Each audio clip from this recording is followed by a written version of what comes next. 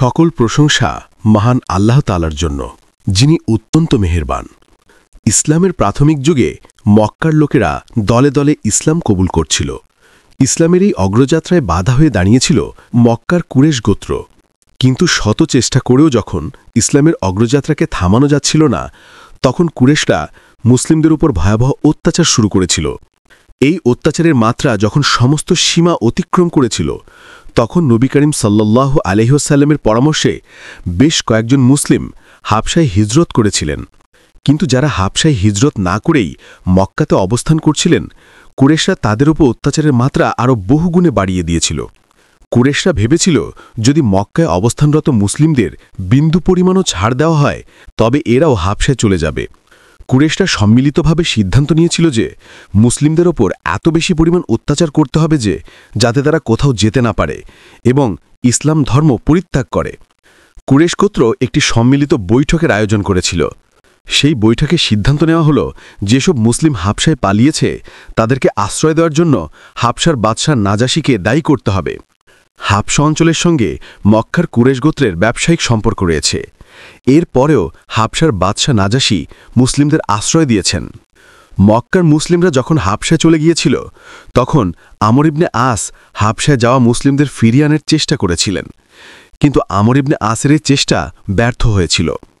মুসলিমদের ফিরিয়ে দেওয়ার জন্য আবেদন করায় হাবশার বাদশাহ নাজাশি আমর ইবনে আসকে যথেষ্ট পরিমাণ অপমান অপদস্থ করেছিল। এই ঘটনায় কুরেশরা মুসলিমদের পাশাপাশি হাবশার বাদশাহ নাজাশির ওপরও প্রচণ্ড ক্ষুব্ধ হয়েছিল। কুরেশরা সিদ্ধান্ত নিল, যেহেতু ইহুদিদের সঙ্গে খ্রিস্টানদের বিরোধ রয়েছে, এই কারণে ইহুদিদের সঙ্গে যোগাযোগ করতে হবে।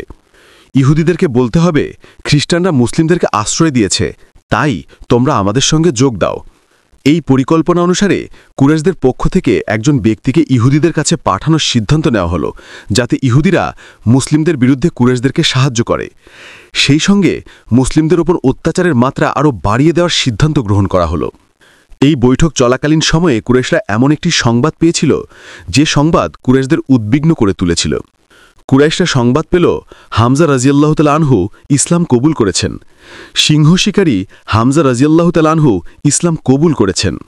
এই সংবাদে কুরাইশরা আতঙ্কিত হয়ে পড়েছিল। তবে হামজা রাজিয়াল্লাহু তাআলা আনহুর ইসলাম কবুল করা নিয়ে দুইটি রিওয়ায়াত পাওয়া যায়। একটি রিওয়ায়াতে বলা হয়েছে ইসলামের প্রাথমিক যুগে হামজা রাজিয়াল্লাহু তাআলা আনহু ইসলাম কবুল করেছিলেন। আরেকটি রিওয়ায়াতে বলা হয়েছে হামজা রাজিয়াল্লাহু তাআলা আনহু হিজরি ৬ষ্ঠ বছরে ইসলাম কবুল করেছিলেন। মক্কার কুরাইশ সম্প্রদায় দুইবার আবু তালিবের সঙ্গে বৈঠক করেছিলেন। তারা আবু তালিবকে বলেছিল, হে আবু তালিব, আপনি আপনার ভাতিজা মুহাম্মদকে ইসলাম প্রচার করা থেকে বিরত রাখুন। কিন্তু আবু তালিব কুরেশদের এই কথা সম্মত হন নাই। আবু তালিবের এই অসম্মতির কারণে কুরেশরা হতাশ হয়ে পড়েছিল। হামজা রাজিয়াল্লাহু তাআলা আনহু ইসলাম কবুল করেছেন। এই সংবাদ শুনে আবু জেহেল বলল, আবু তালিব এতদিন মুহাম্মদকে সুরক্ষা দিয়েছে, এখন আবু তালিবের পাশাপাশি সিংহ শিকারী হামজাকেও আমাদের মোকাবেলা করতে হবে। যাই হোক, অনেক আলোচনার পর কুরেশরা এই সিদ্ধান্ত নিল যে এখন থেকে আবদুল্লাহের এতিমপুত্র মোহাম্মদকেও কোনো ছাড় দেওয়া হবে না, তাকেও অত্যাচার করতে হবে। মক্কার কুরেশ গোত্র সাধারণ মুসলিমদের উপর নির্মম অত্যাচার করত, কিন্তু এই অত্যাচার থেকে নবী করিম সাল্লাল্লাহু আলাইহি ওয়াসাল্লাম সুরক্ষিত ছিলেন। কুরেশরা নবী করিম সাল্লাল্লাহু আলাইহি ওয়াসাল্লামকে বড়জোর পাথর ছুঁড়ে মারত। কখনো কখনো নবী করিম সাল্লাল্লাহু আলাইহি ওয়াসাল্লামের ওপর আবর্জনা নিক্ষেপ করত।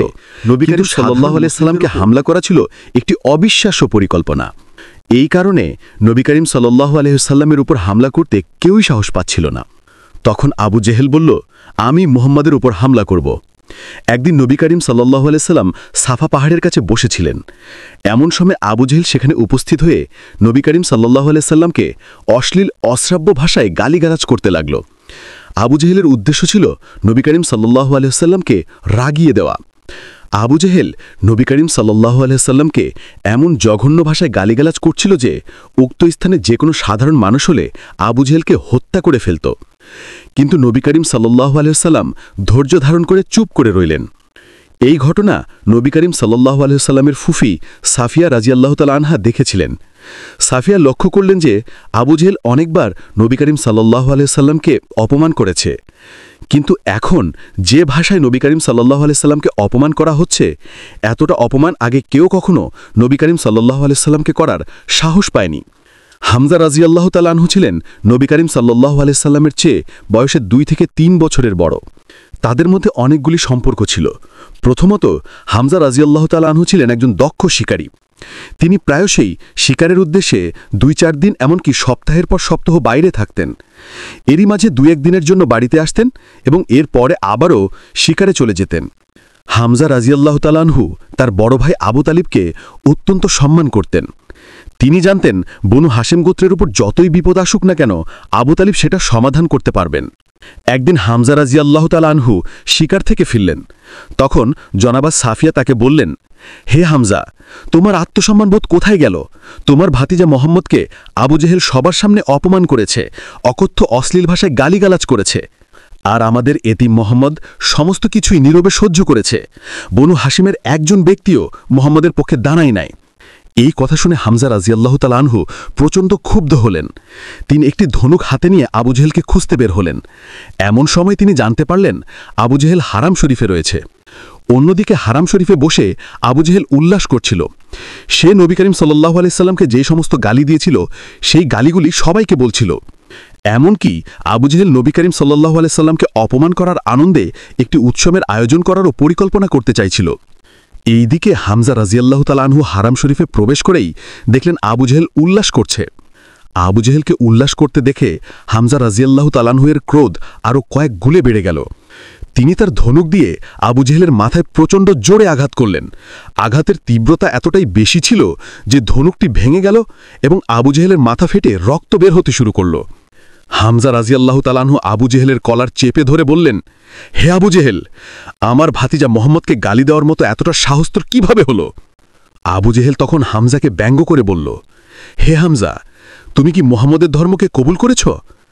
হামজা রাজিয়াল্লাহু তাআলা আনহু উত্তর দিলেন, হে মক্কাবাসী, তোমরা জেনে রাখো, এখন থেকে মোহাম্মদের ধর্মই আমার ধর্ম।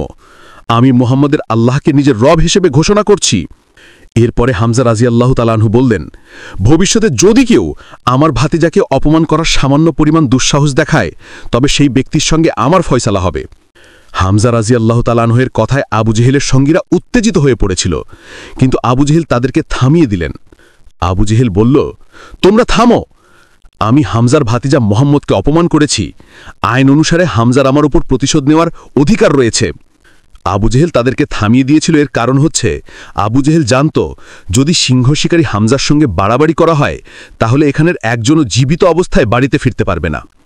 এইদিকে হামজা রাদিয়াল্লাহু তাআলা আনহু সরাসরি নবী করিম সাল্লাল্লাহু আলাইহি ওয়াসাল্লামের দরবারে উপস্থিত হয়ে বললেন, হে মুহাম্মদ, আমি মহান আল্লাহ তাআলার দাসত্ব কবুল করে নিয়েছি। আমি ঘোষণা দিচ্ছি তুমি মহান আল্লাহ তাআলার রাসূল। এখন থেকে আমি তোমার ধর্মই অনুসরণ করব।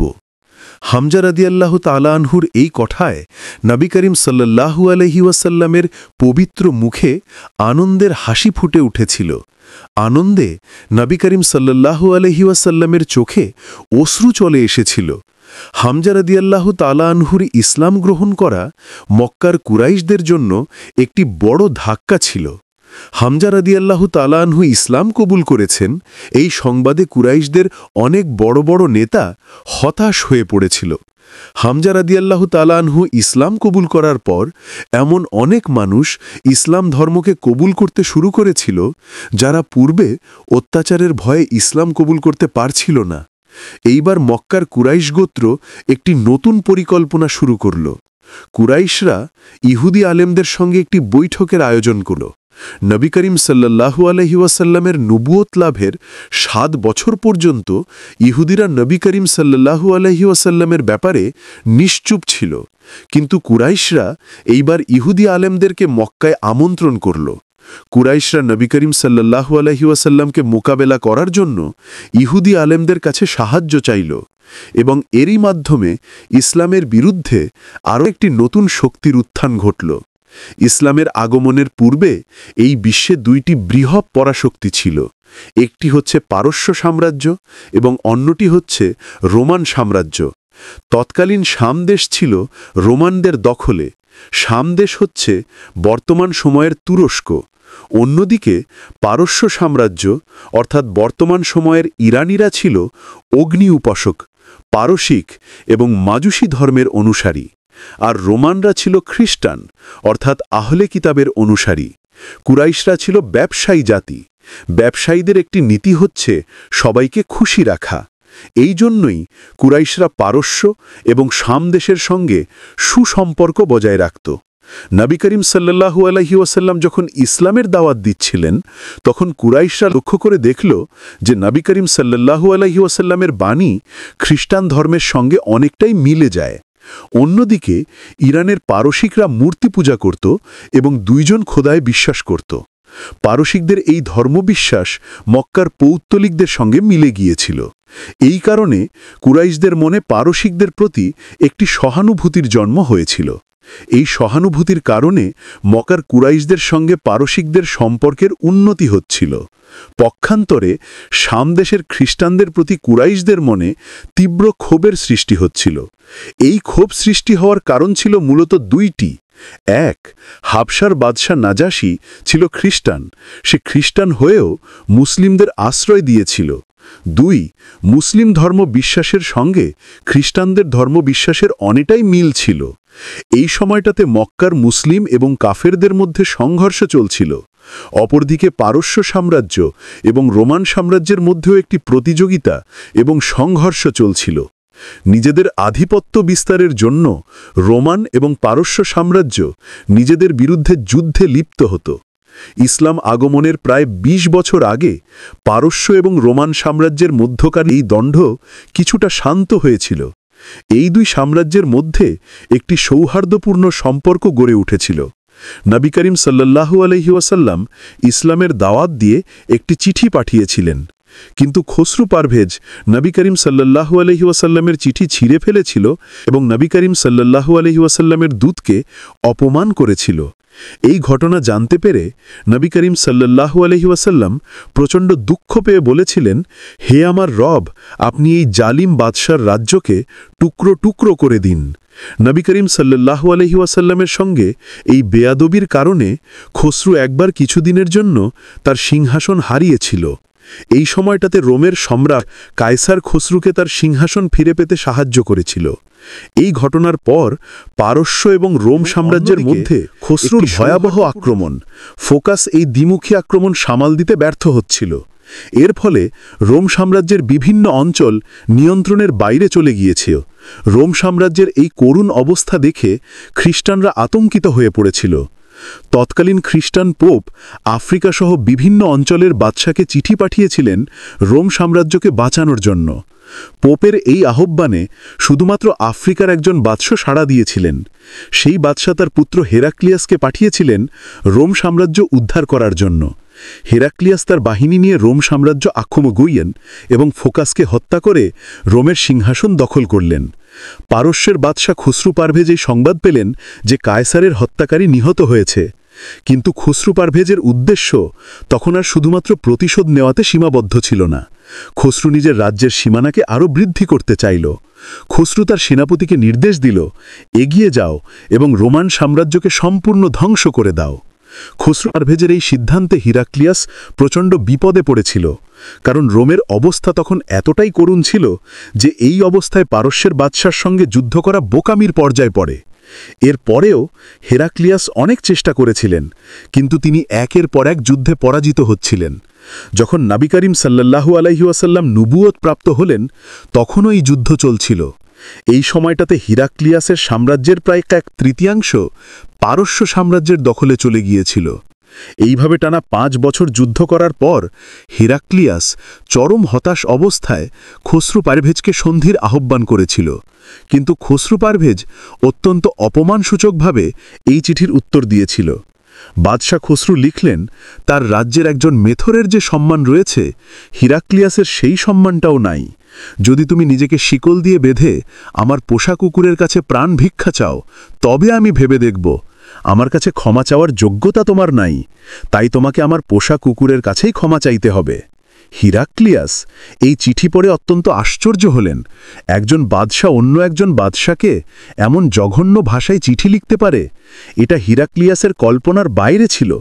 কিন্তু এই সময়টাতে হিরাক্লিয়াস এতটাই অসহায় এবং দুর্বল ছিলেন যে এই চিঠির উত্তর দিতে পারেন নাই। খসরু পারভেজ যখন বুঝতে পারলে এই চিঠির উত্তর দেওয়ার ক্ষমতা হিরাক্লিয়াসের নাই, তখন খসরু পারভেজ তার সেনাবাহিনীকে আরও এগিয়ে যেতে বলল। তৎকালীন সময়ে বাইতুল মুকাদ্দাস ছিল রোম সাম্রাজ্যের সবচেয়ে গুরুত্বপূর্ণ শহর। পারস্যের সেনাবাহিনী প্রায় বিনা বাধায় সেই শহরটাকেও দখল করে নিল। পারস্যের সেনাবাহিনী শুধুমাত্র দখলই করে ক্ষান্ত হয় নাই, তৎকালীন সময়ে খ্রিস্টানদের সবচেয়ে বড় গির্জা ছিল বাইতুল মুকাদ্দাসে। এই গির্জার নাম ছিল কালিয়াসি। এই গির্জায় একটি কাঠের টুকরো সংরক্ষিত ছিল। খ্রিস্টানরা বিশ্বাস করত এই কাঠের টুকরোর মাধ্যমেই যিশুকে ক্রুশবিদ্ধ করা হয়েছিল। পারস্যের সেনাবাহিনী সেই গির্জায় হামলা করে জ্বালিয়ে দিয়েছিল। সেই গির্জায় একজন সম্মানিত পাদ্রী ছিলেন। এই পাদ্রীর নাম ছিল জাকারিয়া। পারস্যের বাহিনী এই পাদ্রীকেও বন্দী করে পারস্যে নিয়ে গিয়েছিল। এটা ছিল সেই সময়ের ঘটনা যখন মুসলিমরা কুরাইশদের অত্যাচারে হাবশায় হিজরত করেছিল। বাইতুল মুকাদ্দাস ধ্বংস করার পর পারস্যের বাহিনী আরও এগিয়ে গিয়ে আফ্রিকা অঞ্চলে প্রবেশ করেছিল। এই সময়টাতে মুসলিমরা হাবশায় এসেছিলেন এবং হাবশার বাদশাহ নাজাশী মুসলিমদের আশ্রয় দিয়েছিলেন। যখন এই খবর মক্কাবাসীরা জানতে পারল যে খ্রিস্টানরা ক্রমাগত তাদের রাজ্য হারাচ্ছে এবং তাদের পবিত্র শহর ধ্বংস হয়েছে, তাদের পবিত্র কাঠের টুকরোও ধ্বংস হয়েছে, এমনকি পারস্য বাহিনী আফ্রিকা পর্যন্ত চলে এসেছে, তখন মক্কার কাফেররা প্রচণ্ড উল্লসিত হয়ে গিয়েছিল। কারণ কুরাইশদের ধারণা ছিল পারস্যবাসীরা তাদের মতোই মূর্তি পূজারী এবং খ্রিস্টানরা মুসলিমদের মতোই এক ঈশ্বরে বিশ্বাস করে। এই সংবাদ শুনে কুরাইশরা মুসলিমদের উপহাস করতে লাগল। তারা বলতে লাগল, দেখো, আমাদের পারস্যের ভাইরা তোমাদের খ্রিস্টান ভাইদেরকে ধ্বংস করে দিচ্ছে, একদিন আমরাও তোমাদেরকে চূড়ান্তভাবে ধ্বংস করে দেব। খ্রিস্টানদের এই পরাজয়ের কারণে মক্কার কাফেররা উৎসব করতে লাগল। মুসলিমরাও এই সংবাদে কিছুটা দুঃখিত হয়েছিল, কারণ একটি মূর্তি পূজারী শক্তি আহলে কিতাবের একটি শক্তিকে পরাজিত করছে। তৎকালীন সময়ে মুসলিমদের মনে খ্রিস্টানদের প্রতি একটি গোপন সহানুভূতি ছিল, কারণ তারা জানত খ্রিস্টানরা হচ্ছে আহলে কিতাবের অনুসারী। ঠিক এই সময়টাতে সূরা রুমের প্রথম 4টি আয়াত নাজিল করা হয়েছিল। এই আয়াতগুলিতে বলা হয়েছিল রোমানরা এখন পরাজিত হচ্ছে, কিন্তু এই পরাজয়ের পর রোমানরা বিজয়ী হবে এবং পারস্য সাম্রাজ্যের পতন ঘটবে। এই আয়াতের মাধ্যমে পবিত্র কোরআনে 2টি ভবিষ্যৎবাণী করা হয়েছিল। প্রথমত, রোমানরা এখন পরাজিত হলেও অচিরেই তারা বিজয়ী হবে। দ্বিতীয়ত, যখন এই বিজয় ঘটবে তখন মুসলিমরাও আনন্দিত হবে। কিন্তু আশ্চর্যের বিষয় হচ্ছে, পবিত্র কোরআনের এই আয়াত নাজিল হওয়ার 7 বছর অতিবাহিত হলেও রোমান সাম্রাজ্যের বিজয়ী হওয়ার কোনো লক্ষণ প্রকাশিত হচ্ছিল না, বরং পারস্য বাহিনী ক্রমাগতভাবে বিজয়ী হচ্ছিল। এমনকি রোমান সাম্রাজ্যের প্রায় 2/3 পারস্য বাহিনী দখল করে নিয়েছিল। এমন অবস্থায় কুরাইশরা আরও বেশি পরিমাণে উপহাস করতে লাগল। কিন্তু হঠাৎ করেই পরিস্থিতি সম্পূর্ণ পাল্টে গিয়েছিল। হেরাক্লিয়াস রোমের সবচেয়ে বড় পাদ্রীর দরবারে উপস্থিত হলেন, যাকে আরবিতে কোহে আজম এবং ইংরেজিতে লর্ড বিশপ বলা হয়। হেরাক্লিয়াস লর্ড বিশপের দরবারে উপস্থিত হয়ে বললেন, মহামান্য লর্ড, এটা শুধুমাত্র রোমান সাম্রাজ্যের বিপদ নয়, বরং এটা সমগ্র খ্রিস্টান ধর্মের বিপদ। আমি জানি আপনার গির্জায় প্রচুর পরিমাণে সম্পদ গচ্ছিত অবস্থায় রয়েছে। আমাকে এই সম্পদ ঋণ হিসেবে দিন, যাতে আমি নতুন সেনাবাহিনী তৈরি করে রোমান সাম্রাজ্যকে রক্ষা করতে পারি। তখন লর্ড বিশপ বললেন, হে মহামান্য রোমান সম্রাট, আপনাকে গির্জার সম্পূর্ণ অর্থ দেওয়া হবে। হেরাক্লিয়াস কিছুদিন আগেও রোম থেকে পালিয়ে যাওয়ার চিন্তা করছিলেন, কিন্তু এই আর্থিক সাহায্য পাওয়ার পর হেরাক্লিয়াস একটি শক্তিশালী সেনাবাহিনী গঠন করতে সমর্থ হলেন। তিনি পারস্য বাহিনীর উপর সরাসরি হামলা করার পরিবর্তে গেরিলা যুদ্ধ কৌশল বেছে নিয়েছিলেন। তিনি পারস্য সাম্রাজ্যের পেছনের অংশে হামলা করে মাদায়েক অঞ্চল দখল করে নিয়েছিলেন। মাদায়েক অঞ্চল দখল করার পর রোমান বাহিনী আরও অগ্রসর হয়ে নিনেভা সহ আরও বেশ কয়েকটি গুরুত্বপূর্ণ অঞ্চল দখল করে নিয়েছিল। এই পরাজয়ের ফলে পারস্য বাহিনী হতবিহ্বল হয়ে পড়েছিল। এরপর অবস্থা এমন হয়েছিল যে রোমান বাহিনী বিভিন্ন অঞ্চল দখল করছিল, আর পারস্য বাহিনী শুধুই পরাজিত হচ্ছিল। ক্রমাগত পরাজয়ের কারণে পারস্যের বাদশাহ খুসরু পারস্যে পালিয়ে গেলেন এবং শান্তি চুক্তি করতে বাধ্য হলেন।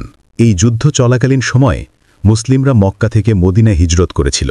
যেদিন মদিনায় রোমানদের এই বিজয়ের সংবাদ এসেছিল, ঠিক সেদিনই মুসলিমরা বদরের যুদ্ধে বিজয় অর্জন করেছিল।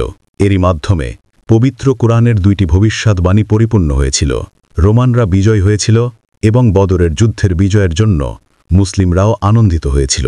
এই ঘটনা এতটাই বিস্ময়কর ছিল যে একজন বিখ্যাত ঐতিহাসিক তার decline and fall of the Roman Empire বইতে লিখেছেন, কোরআনের এই ভবিষ্যৎবাণী ছিল অত্যন্ত আশ্চর্যজনক, কারণ রোমান সাম্রাজ্যের আল্লাহ আজ অমুক স্থানে পরাজিত হয়েছে, আর আমাদের ভাইয়েরা যারা অনেক দেবতায় বিশ্বাসী তারা বিজয় অর্জন করেছে। কুরাইশরা আরও বলত, আমরা অচিরেই মক্কা থেকে মোহাম্মদ এবং তার আল্লাহকে তাড়িয়ে দেব। মোহাম্মদের আল্লাহ যে কতটা দুর্বল সেটা আজ প্রমাণিত বিষয়। মক্কার কুরাইশরা প্রতিদিন কাবা ঘরের সামনে জমায়েত হতো এবং সেখানে বসে মুসলিমদেরকে উপহাস করত। একদিন আবু বকর সিদ্দিক রাদিয়াল্লাহু তাআলা আনহু কাবার পাশ দিয়ে যাচ্ছিলেন। তখন কুরাইশ নেতা উমাইয়া ইবনুল খালাফ কাবা ঘরের সামনেই বসেছিল।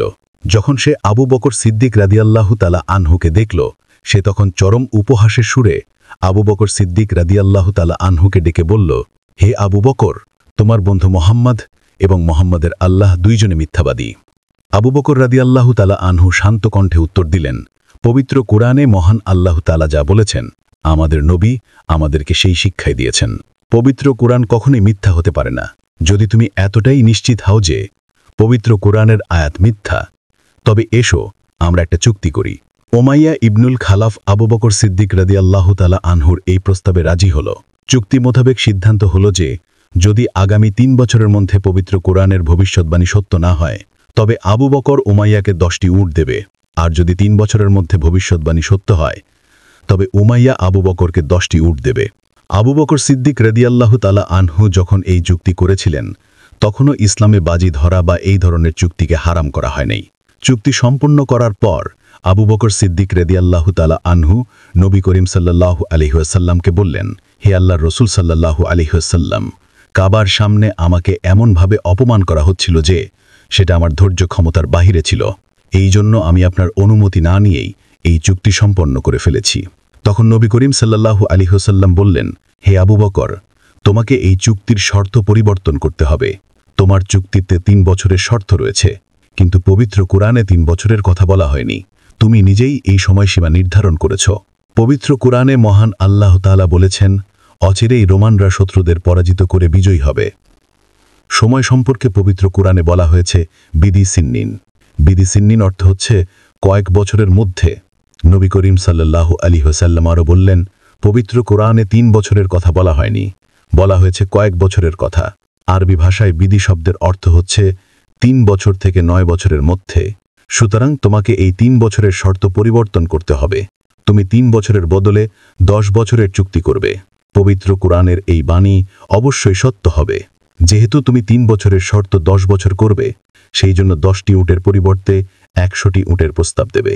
আবু বকর সিদ্দিক রাদিয়াল্লাহু তাআলা আনহু আবারও কাবায় উপস্থিত হয়ে উম্মাইয়া ইবনুল খালাফকে বললেন, হে উমাইয়া, আমি এই চুক্তির শর্ত পরিবর্তন করতে চাই। চুক্তির সময়সীমা হবে 10 বছর, অর্থাৎ 10 বছরের মধ্যে যদি পবিত্র কোরআনের ভবিষ্যৎবাণী সত্য না হয়, তবে আমি তোমাকে 100টি উট দেব। আর যদি পবিত্র কোরআনের ভবিষ্যৎবাণী সত্য হয়, তবে তুমি আমাকে 100 উট দেবে। হে উম্মাইয়া, তুমি যদি পবিত্র কোরআনকে ভয় পাও তবে সেটা ভিন্ন কথা। আবু বকর সিদ্দিক রাদিয়াল্লাহু তাআলা আনহুর এই প্রস্তাবে উম্মাইয়া ইবনুল খালাফ সম্মত হল। নতুন চুক্তি সম্পন্ন হওয়ার পর উম্মাইয়া ইবনুল খালাফ অধীর আগুনে অপেক্ষা করতে লাগল যে কখন 10 বছর অতিবাহিত হবে এবং আবু বকর সিদ্দিক রাদিয়াল্লাহু তাআলা আনহু থেকে 10টি উট আদায় করবে। 10 বছর অতিবাহিত হওয়ার পূর্বেই মুসলিমরা মক্কা থেকে মদিনায় হিজরত করেছিল।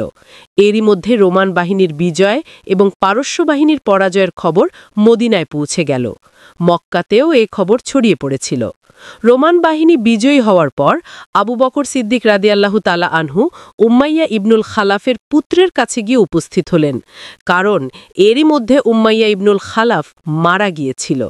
আবু বকর সিদ্দিক রাদিয়াল্লাহু তাআলা আনহু বললেন, তোমার পিতা উম্মাইয়া ইবনুল খালাফের সঙ্গে আমার এই রকম একটা চুক্তি হয়েছিল। অমুক অমুক ব্যক্তি এই চুক্তির সাক্ষী ছিলেন। আরব অঞ্চলের রীতি অনুসারে পিতার ঋণ পুত্রকে পরিশোধ করতে হয়। উম্মাইয়া ইবনুল খালাফের পুত্র আবু বকর সিদ্দিক রাদিয়াল্লাহু তাআলা আনহুকে 100টি উট দিতে বাধ্য হল। নবী করিম সাল্লাল্লাহু আলাইহি সাল্লাম আবু বকর সিদ্দিক রাদিয়াল্লাহু তাআলা আনহুকে বললেন, তুমি এই উটগুলিকে জবাই করে মুসলিম এবং দরিদ্রদের মাঝে গোশত বিতরণ করে দাও। উমাইয়া ইবনুল খালাফ এই কারণে ১০০টি উটের চুক্তি করেছিল যে সে বিশ্বাস করত পবিত্র কোরআনের আয়াত মিথ্যা এবং মোহাম্মদ একজন মিথ্যাবাদী। এই জন্য সে ১০০টি উটের চুক্তি করতেও দুইবার ভাবে নাই। যখন পবিত্র কোরআন ভবিষ্যৎবাণী করেছিল যে রোমান সাম্রাজ্য বিজয়ী হবে, তখন রোমানদের অবস্থা এতটাই খারাপ ছিল যে তারা ক্রমাগতভাবে পরাজিত হচ্ছিল। রোমান বাহিনী বিজয়ী হবে এটা চিন্তা করো তখন পাগলামি ছিল। কিন্তু মুসলিমদের মনে অটল বিশ্বাস ছিল যে সমগ্র পৃথিবী মিথ্যা হতে পারে, কিন্তু মহান আল্লাহ তাআলার কালাম কখনোই মিথ্যা হবে না। যখন রোমান বাহিনী ক্রমাগতভাবে পরাজিত হচ্ছিল, তখন মুসলিমরা কিছুটা হতাশ হয়ে পড়েছিল। রোমানদের পরাজয়ের কারণে মক্কার কাফের সম্প্রদায় উল্লাস করছিল এবং মুসলিমদেরকে উপহাস করছিল। এই সময় হাবশার খ্রিস্টান বাদশাহ নাজাশী মুসলিমদের আশ্রয় দিয়েছিলেন। এই কারণে কুরাইশরা সিদ্ধান্ত নিয়েছিল, যেহেতু খ্রিস্টানরা মুসলিমদের আশ্রয় দিয়েছে, এই কারণে আমরা খ্রিস্টানদের শত্রু অর্থাৎ ইহুদিদের সঙ্গে সন্ধি স্থাপন করব। কুরাইশরা আলোচনার মাধ্যমে মদিনার ইহুদিদের সঙ্গে যোগাযোগ করার সিদ্ধান্ত নিল। মক্কা থেকে একটি দলকে মদিনায় পাঠানো হলো। এই দলে ছিলেন নজর ইবনুল হারিস এবং উকবা ইবনুল আবি মুয়াইত। এই দলটি মদিনায় পৌঁছে ইহুদিদের সঙ্গে যোগাযোগ স্থাপন করেছিল। নবী করিম সাল্লাল্লাহু আলাইহি সাল্লামের জন্ম থেকেই ইহুদিরা নানা কৌশলে নবী করিম সাল্লাল্লাহু আলাইহি সাল্লামকে হত্যার চেষ্টা করেছিল। এমনকি নবী করিম সাল্লাল্লাহু আলাইহি সাল্লামের পিতা আব্দুল্লাহকে পর্যন্ত ইহুদিরা হত্যা করেছিল। আমাদের পূর্বের ভিডিওসমূহে আমরা এটা নিয়ে বিস্তারিত আলোচনা করেছি। যখন ইহুদিরা জানতে পারল মক্কার সবচেয়ে শক্তিশালী কোরাইশ গোত্র নবী করিম সাল্লাল্লাহু আলাইহি সাল্লামের বিরুদ্ধে দাঁড়িয়েছে, তখন তারা অত্যন্ত আনন্দিত হয়েছিল। তবে ইহুদিরা কখনো নবী করিম সাল্লাল্লাহু আলাইহি সাল্লামের উপর সরাসরি হামলা করার সাহস পায় নাই। নবী করিম সাল্লাল্লাহু আলাইহি সাল্লাম এবং তার পরিবারের উপর ইহুদিরা যেই সমস্ত হামলা করেছিল, সেগুলি সবই ছিল চোরাগুপ্ত হামলা।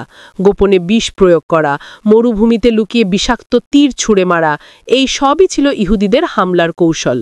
তৎকালীন সময়ে ইহুদি সম্প্রদায়ের এতটা সাহস ছিল না যে তারা সরাসরি নবী করিম সাল্লাল্লাহু আলাইহি সাল্লাম বা তার পরিবারের উপর হামলা করবে। ইহুদিরা কুরাইশদেরকে বলল, মুসলিমদের উপর এত অত্যাচারের পরেও মক্কাবাসীরা কেন ইসলাম কবুল করছে? তখন কুরাইশরা বলল, এটার একমাত্র কারণ হচ্ছে পবিত্র কুরআন। এই কোরআনের কারণে শত অত্যাচারকে উপেক্ষা করে মক্কাবাসীরা দলে দলে মুসলিম হচ্ছে। যখন মুহাম্মদ কোরআন তেলাওয়াত করে, তখনই আমরা বাকরুদ্ধ হয়ে যাই। এই কোরআনের কাছে আমরা বারবার পরাজিত হচ্ছি। মুহাম্মাদের শক্তি হচ্ছে তার কোরআন। তোমরা এমন কোনো উপায় বলে দাও যাতে আমরা মুহাম্মাদের কোরআনকে ধ্বংস করে ফেলতে পারি। নবী করিম সাল্লাল্লাহু আলাইহি সাল্লামের কাছে ফিরে আসতে লাগলো। এই ঘটনা সম্পর্কে মহান আল্লাহ তাআলা পবিত্র কোরআনে বলেছেন, মানুষের মধ্যে এমন কিছু নাফরমান ব্যক্তি রয়েছে যারা অর্থের বিনিময়ে মিথ্যা গল্প কাহিনী সংগ্রহ করে, যাতে মানুষ মহান আল্লাহ তাআলার পথ থেকে বিচ্যুত হতে পারে। মহান আল্লাহ তাআলা তাদের জন্য যন্ত্রণাদায়ক শাস্তি প্রস্তুত করে রেখেছেন। সূরা লোকমান আয়াত ৬। এটাই ছিল ইহুদি সম্প্রদায়ের দেওয়া প্রথম কৌশল। দ্বিতীয় কৌশল হিসেবে ইহুদিরা বলল, আব্দুল্লাহর এতিম পুত্র মুহাম্মদের নামে গুজব ছড়াতে হবে। মক্কাবাসীদের এটা বোঝাতে হবে কোরআন মহান আল্লাহ তাআলার বাণী নয়। মুহাম্মদ বিভিন্ন জায়গা থেকে কাহিনী সংগ্রহ করে সেটা আল্লাহর বাণী হিসেবে চালিয়ে দেয়। তখন একটি কুরাইশ নেতা বলল, আমরা মক্কাবাসীরা সবাই জানি আব্দুল্লাহর পুত্র মুহাম্মদ নিরক্ষর। মুহাম্মদ মক্কার বাইরে থেকে কাহিনী সংগ্রহ করে কোরআনের মতো একটি মনোমুগ্ধকর কিতাব লিখছে, এটা কে বিশ্বাস করবে? তখন ইহুদিরা বলল, আপনারা ভয় পাচ্ছেন কেন? মুহাম্মদকে মোকাবেলা করতে হলে এই কথা প্রচার করতেই হবে। কুরাইশরা এই পরামর্শ নিয়ে মক্কায় ফিরে এলো এবং নবী করিম সাল্লাল্লাহু আলাইহি সাল্লামের বিরুদ্ধে অপপ্রচার করতে শুরু করল। কুরাইশরা সাফা পর্বতে দাঁড়িয়ে মক্কার লোকদেরকে উদ্দেশ্য করে বলল, হে মক্কার লোকেরা, মুহাম্মদের কোরআন মিথ্যা। মুহাম্মদ তৌরাত এবং ইনজিল কিতাবের কাহিনী কিছুটা পরিবর্তন করে তোমাদের কাছে মহান আল্লাহ তাআলার ওহী বলে চালিয়ে দিচ্ছে। কুরাইশরা নবী করিম সাল্লাল্লাহু আলাইহি সাল্লামের একজন সাহাবীকে নিয়েও গুজব ছড়াতে লাগল। আবু ফুস রাদিয়াল্লাহু তাআলা আনহু নামে একজন নবী করিম সাল্লাল্লাহু আলাইহি সাল্লামের সাহাবী ছিলেন। এই সাহাবীর পেশা ছিল তলোয়ার পালিশ করা। তিনি তৌরাত এবং ইনজিল কিতাবের আলেম ছিলেন। আবু ফুস রাদিয়াল্লাহু তাআলা আনহু খ্রিস্টান থেকে মুসলিম হয়েছিলেন। কুরাইশরা বলতে লাগলো, মুহাম্মাদের কাছে কোনো কোরআন নেই, কোনো জিব্রাইল নেই। আবু ফুস মুহাম্মদকে তৌরাত এবং ইনজিলের কাহিনী শিক্ষা দেয়। এরপর মুহাম্মদ সেই কাহিনীতে সামান্য পরিবর্তন করে আল্লাহ তাআলার বাণী হিসেবে চালিয়ে দেয়। এই গুজবের প্রেক্ষিতে মহান আল্লাহ তাআলা সূরা নাহালের 106 নম্বর আয়াত নাজিল করেছিলেন। পবিত্র কোরআনে মহান আল্লাহ তাআলা বলেন, অতঃপর তারা বলে মুহাম্মদকে অন্য কেউ শিক্ষা দিচ্ছে, কিন্তু যার কথা বলা হচ্ছে সে ঠিকমতো আরবি বলতে পারে না, অথচ পবিত্র কোরআন নাজিল হয়েছে আরবি ভাষায়। আবু ফুস রাদিয়াল্লাহু তাআলা আনহু কিন্তু মক্কার মানুষ ছিলেন না। তিনি ব্যবসায়িক উদ্দেশ্যে মক্কা নগরীতে বসবাস করতেন। এই কারণে আবু ফুস রাদিয়াল্লাহু তাআলা আনহু ভালোভাবে আরবি বলতে পারতেন না। যে ব্যক্তি ঠিকমতো আরবিই বলতে পারে না, সে কিভাবে পবিত্র কোরআনের মতো একটি কালাম বানিয়ে নবী করিম সাল্লাল্লাহু আলাইহি সাল্লামকে শিক্ষা দেবে?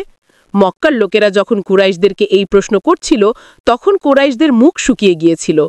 কুরাইশরা আবারও মদিনার ইহুদিদের কাছে উপস্থিত হয়ে বলল, আপনাদের দেওয়া সমস্ত কৌশল ব্যর্থ হয়েছে। আকর্ষণীয় গল্প কাহিনী মানুষ মাত্র 2 থেকে 3 সপ্তাহ শুনেছে। এরপর থেকে সবাই আবারও মুহাম্মাদের কোরআন শুনতে শুরু করেছে।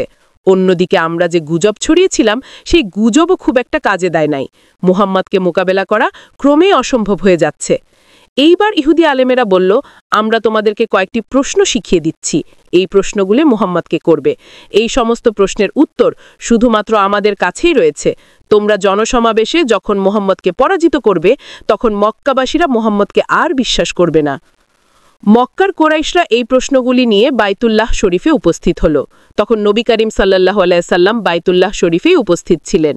নবী করিম সাল্লাল্লাহু আলাইহি সাল্লাম পরাজিত হবেন, অপমানিত হবেন, এই আনন্দে কোরাইশরা বাইতুল্লাহ শরীফে অনেক মানুষের জমায়েত করেছিল। ওয়ালিদ ইবনে মুগিরা নবী করিম সাল্লাল্লাহু আলাইহি সাল্লামকে ডেকে বললেন, হে আব্দুল্লাহর এতিম পুত্র মুহাম্মদ, তোমার আল্লাহ নাকি ফেরেশতা জিব্রাইলের মাধ্যমে তোমার কাছে ওহী পাঠিয়ে থাকেন? যদি তাই হয়, তবে তুমি আমাকে 2টি প্রশ্নের উত্তর দাও। প্রথম প্রশ্ন, রূহ কি? দ্বিতীয় প্রশ্ন হচ্ছে, তুমি বলে থাকো ইব্রাহিম আলাইহিস সালাম নাকি তোমাদের পূর্বপুরুষ। নবী ইব্রাহিম আলাইহিস সালাম ছিলেন ফিলিস্তিনের বাসিন্দা। তাহলে নবী ইব্রাহিম আলাইহিস সালামের বংশধররা ফিলিস্তিন থেকে মিশরে কিভাবে গিয়েছিল? তৎকালীন সময়ে এই প্রশ্নের উত্তর শুধুমাত্র ইহুদিরাই জানত এবং এই প্রশ্নগুলিকে ইহুদিরা গোপন রাখত। ইহুদিরাও নিশ্চিত ছিল যে নবী করিম সাল্লাল্লাহু আলাইহি সাল্লাম এই প্রশ্নের উত্তর দিতে ব্যর্থ হবেন। এই প্রশ্নের উত্তরে নবী করিম সাল্লাল্লাহু আলাইহি সাল্লাম বললেন, আমি মহান আল্লাহ তাআলার দরবারে ফরিয়াদ করেছি, তিনি ওহী পাঠালে আমি উত্তর দিতে সক্ষম হব। বাইতুল্লাহ শরীফে সকলেই নবী করিম সাল্লাল্লাহু আলাইহি সাল্লামের উত্তরের জন্য অপেক্ষা করছিল। এমন সময় জিব্রাইল আলাইহিস সালাম ওহী নিয়ে উপস্থিত হলেন। প্রথম প্রশ্নের উত্তরে পবিত্র কোরআনে বলা হলো, হে মুহাম্মদ, এরা আপনার কাছে রূহ সম্পর্কে জিজ্ঞাসা করছে। আপনি বলুন, রূহ আমার রবের একটি আদেশ। রূহ সম্পর্কে মানুষের জ্ঞান খুবই সামান্য। দ্বিতীয় প্রশ্নের উত্তরে একটি সম্পূর্ণ সূরা ইউসুফ নাজিল করা হলো। সূরা ইউসুফকে পবিত্র কোরআনে আহসানুল কসাস অর্থাৎ সর্বোত্তম কাহিনী হিসেবে অভিহিত করা হয়েছে। সূরা ইউসুফে বিস্তারিতভাবে বলা হয়েছে, নবী ইয়াকুব আলাইহিস সাল্লামের 12টি পুত্র ছিল। তখন ইয়াকুব আলাইহিস সাল্লাম ফিলিস্তিনে বসবাস করতেন। ইউসুফ আলাইহিস সাল্লামকে তার ভাইয়েরা একটি কূপে নিক্ষেপ করেছিল। একটি কাফেলা ইউসুফ আলাইহিস সাল্লামকে উদ্ধার করে মিশরে দাস হিসেবে বিক্রি করে দিয়েছিল।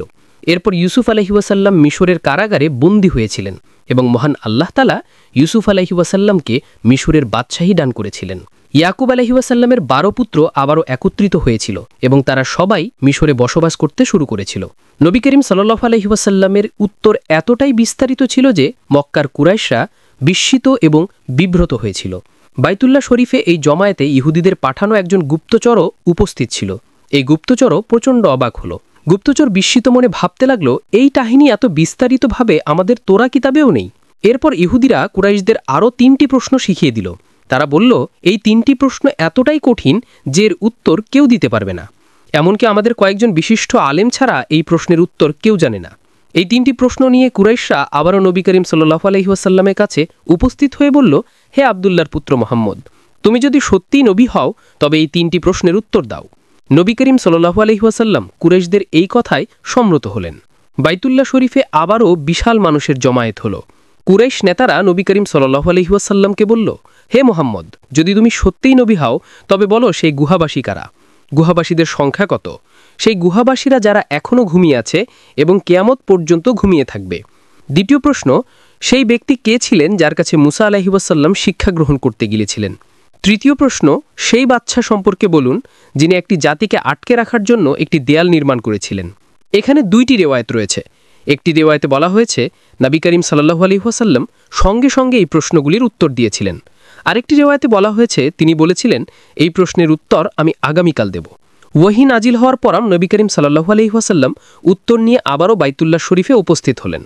কুরাইশরা ভেবেছিল আব্দুল্লাহর পুত্র মোহাম্মদ উত্তর দিতে না পেরে ভয়ে পালিয়ে যাবে, কিন্তু যখন তারা দেখল নবী করিম সাল্লাল্লাহু আলাইহি ওয়াসাল্লাম বাইতুল্লাহ শরীফে উপস্থিত হয়েছেন, তখন কুরাইশরা বিস্ময়ে হতবিহ্বল হয়ে পড়েছিল। নবী করিম সাল্লাল্লাহু আলাইহি ওয়াসাল্লাম সূরা কাহাফ তেলাওয়াত করতে লাগলেন। এই সূরায় ইহুদিদের 3টি প্রশ্নেরই উত্তর ছিল। সূরা কাহাফে প্রথমে গুহাবাসীদের কথা বিস্তারিতভাবে বলা হয়েছে। এরপর মুসা আলাইহি ওয়াসাল্লাম এবং খিজির আলাইহি ওয়াসাল্লামের কাহিনী বলা হয়েছে। সবার শেষে বাদশাহ জুলকারনাইনের সেই দেয়াল নির্মাণের কথা বলা হয়েছে, যে দেয়াল নির্মাণের মাধ্যমে বাদশাহ জুলকারনাইন ইয়াজুজ মাজুজ সম্প্রদায়কে বন্দী করেছিলেন। সূরা কাহাফে এই 3টি প্রশ্নের উত্তর এতটাই বিস্তারিতভাবে বলা হয়েছিল যে ইহুদিরা হতাশ হয়ে পড়েছিল। মক্কার কুরাইশরাও বুঝতে পেরেছিল এইভাবে তারা নবী করিম সাল্লাল্লাহু আলাইহি ওয়াসাল্লামকে মোকাবেলা করতে পারবে না। তবে কয়েকজন ইহুদি এটা পরিষ্কারভাবে বুঝতে পেরেছিল যে মুহাম্মদ সত্যিই মহান আল্লাহ তাআলার নবী। কেউ কেউ গোপনে ইসলামকে কবুল করার জন্য মানসিক প্রস্তুতি গ্রহণ করতে শুরু করেছিল। এরপর কুরাইশরা তাদের ষড়যন্ত্রের ধরন পরিবর্তন করে ফেলল। তারা বলল, হে মুহাম্মদ, তুমি যদি সত্যিই নবী হও তবে আমাদেরকে এমন কোনো নিদর্শন দেখাও যাতে আমরা তোমাকে বিশ্বাস করতে পারি। একবার আবু জেহেল নবী করিম সাল্লাল্লাহু আলাইহি ওয়াসাল্লামকে উদ্দেশ্য করে বলল, হে মুহাম্মদ, তুমি আমাকে ঈসা আলাইহি ওয়াসাল্লামের মোজেজা দেখাও, যার মাধ্যমে ঈসা নবী বলতে পারতেন কোন ব্যক্তি তার বাড়িতে কি পানাহার করেছে এবং কোন ব্যক্তি তার বাড়িতে, সেটা আমি বুঝতে পেরেছি। এটা শুনে আবু জেহেল হতবিহ্বল হয়ে পড়েছিল। সে কি বলবে বুঝতে পারছিল না। নবী করিম সাল্লাল্লাহু আলাইহি ওয়াসাল্লাম আবারও বললেন, মক্কার লোকেরা তোমাকে বিশ্বাস করে তোমার কাছে প্রায় 10,000 দিরহাম আমানত হিসেবে রেখেছিল। এখানে বলে রাখা দরকার, তৎকালীন সময়ে ব্যাংক ছিল না। এই কারণে লোকেরা যাকে বিশ্বস্ত মনে করত তার কাছে অর্থ সম্পদ আমানত হিসেবে রাখত। আবু জেহেলকে বিশ্বাস করে কেউ বা 100 দিরহাম, কেউ বা 300 দিরহাম, কেউ বা 700 দিরহাম আমানত হিসেবে রেখেছিল। কিন্তু যখন এই লোকেরা তাদের আমানত ফেরত চাইতে এসেছিল, তখন আবু জেহেল সবাইকে বলেছিল দিরহাম চুরি হয়ে গেছে। নবী করিম সাল্লাল্লাহু আলাইহি ওয়াসাল্লাম বললেন, সেই 10,000 দিরহাম তোমার বাড়িতে অমুক স্থানে মাটির নিচে লুকানো অবস্থায় আছে। এই সময়ে বাইতুল্লাহ শরীফে অনেক মানুষের জমায়েত হয়েছিল। এই জমায়েতে সেই সমস্ত মানুষেরা উপস্থিত ছিল যারা আবু জেহেলের কাছে সম্পদ গচ্ছিত রেখেছিল। এবার সেই সব লোকেরা ক্ষিপ্ত হয়ে নবী করিম সাল্লাল্লাহু আলাইহি ওয়াসাল্লামকে উদ্দেশ্য করে বলল, এটা কি সত্যি? তখন আবু জেহেল চিৎকার করে বলল, মুহাম্মদ একজন প্রতারক, সে মিথ্যাবাদী। এই আবু জেহেলের কথায় নবী করিম সাল্লাল্লাহু আলাইহি ওয়াসাল্লাম মুচকি হাসলেন। তখন বাইতুল্লাহ শরীফে উপস্থিত লোকেরা একত্রিত হয়ে আবু জেহেলের বাড়িতে উপস্থিত হলো এবং নবী করিম সাল্লাল্লাহু আলাইহি ওয়াসাল্লামের নির্দেশনা মোতাবেক উক্ত স্থানের মাটি খুঁড়ে 10,000 দিরহাম উদ্ধার করে ফেলল। এত কিছুর পরেও আবু জেহেল চিৎকার করে বলল, মুহাম্মদ একজন জাদুকর। একদিন উমাইয়া ইবনুল খালাফ নামক একজন ব্যক্তি কবর থেকে মৃত মানুষের হাড় তুলে নবী করিম সাল্লাল্লাহু আলাইহি ওয়াসাল্লামের সামনে উপস্থিত হয়ে বলল, হে মুহাম্মদ, কিয়ামতের দিন এই পচা হাড়গুলি আবার জীবিত হবে এবং এগুলি থেকে মানুষ সৃষ্টি হবে। এই বলে সে হাড়গুলিকে টুকরা টুকরা করতে লাগলো এবং বলল, এখন এই হাড়গুলিকে কে জীবিত করবে? এই প্রশ্নের জবাবে পবিত্র কোরআনে মহান আল্লাহ তাআলা বলেন, হে নবী, আপনি বলুন, এই হাড়গুলিকে সেই সত্তা জীবিত করবেন যিনি প্রথমবার এগুলিকে সৃষ্টি করেছিলেন, যিনি মাটির একটি কণা থেকে হাড় তৈরি করেছিলেন এবং তিনি এই ছাই থেকে আবারও মানুষকে সৃষ্টি করবেন। মক্কার কুরাইশরা যখন বুঝতে পারল কোনোভাবেই নবী করিম সাল্লাল্লাহু আলাইহি ওয়াসাল্লামকে থামানো যাবে না, তখন তারা সিদ্ধান্ত নিল এই সমস্যার সমাধান করতে হলে বনু হাশিম গোত্রের বিরুদ্ধে কঠোর পদক্ষেপ নিতে হবে। এই উদ্দেশ্যে কুরাইশরা একটি চুক্তি করেছিল। এই অভিশপ্ত চুক্তিকে বলা হয় মাহিদায়ে কুরাইশ। এই চুক্তি বাইতুল্লাহ শরীফে সম্পাদিত হয়েছিল। এই চুক্তিতে বলা হয়েছিল, যতক্ষণ বনু হাশিম গোত্র নবী করিম সাল্লাল্লাহু আলাইহি ওয়াসাল্লামকে আমাদের হাতে তুলে না দেবে, ততক্ষণ বনু হাশিম গোত্রের সঙ্গে আমাদের সকল ধরনের লেনদেন বন্ধ থাকবে। বনু হাশিম গোত্রের সঙ্গে ব্যবসা বাণিজ্য, বিয়ে শাদী সহ সকল ধরনের লেনদেন বন্ধ থাকবে। এমনকি বনু হাশিম গোত্রের সঙ্গে আমরা কথা পর্যন্ত বলবো না। যখন এই চুক্তি তৈরি করা হয়েছিল, তখন কুরাইশরা সব দিক থেকেই হতাশ এবং ক্লান্ত হয়ে পড়েছিল। তারা বুঝতে পেরেছিল এত সহজে নবী করিম সাল্লাল্লাহু আলাইহি ওয়াসাল্লামকে থামানো যাবে না। এই চুক্তিতে সকল কুরাইশ নেতারাই একমত হয়েছিল। এই চুক্তিটি কাবার দরজায় ঝুলিয়ে দেওয়া হয়েছিল। এই চুক্তির খবর শুনে আবু তালিব অত্যন্ত চিন্তিত হয়ে পড়েছিলেন। তিনি বনু হাশিম গোত্রকে একত্রিত করে বললেন, যেভাবেই হোক মুহাম্মদকে রক্ষা করতেই হবে। মুহাম্মদের শরীরে একটি আঘাত লাগার চাইতে আমাদের জন্য মৃত্যুই ভালো। কুরাইশরা আমাদের বিরুদ্ধে একত্রিত হয়েছে, আমাদেরকে মক্কা ছেড়ে চলে যেতে হবে। বনু হাশিমের সকলেই আবু তালিবের এই কথায় সম্মত হলো। শুধুমাত্র আবু লাহাব এই প্রস্তাবে সম্মত হয় নাই। সে বলল, শুধুমাত্র এক মুহাম্মদের জন্য আমরা সমগ্র আরবের বিরুদ্ধে যাব? আমাদের উচিত হবে মুহাম্মদকে কুরাইশদের হাতে তুলে দেওয়া। আবু লাহাব ছাড়া বনু হাশিমের সবাই সাবে আবু তালিব নামক স্থানে চলে গেল। এই স্থানটি কুহে আবু কুবাইস পাহাড়ের পেছনে ছিল। আগামী পর্বে আমরা এই অবরোধের বিষয়ে আলোচনা করব। সুপ্রিয় দর্শক মণ্ডলী, প্রতিদিন নতুন নতুন ভিডিও পেতে আমাদের চ্যানেলটি অবশ্যই সাবস্ক্রাইব করুন এবং পাশে থাকা বেল আইকনটি প্রেস করতে অবশ্যই ভুলবেন না। এবং সেই সাথে আপনার যে কোনো মতামত আমাদের জানাতে আমাদের ভিডিওতে অবশ্যই কমেন্ট করুন। আশা করি আপনারা সবাই ভালো থাকবেন এবং সুস্থ থাকবেন। আসসালামু আলাইকুম।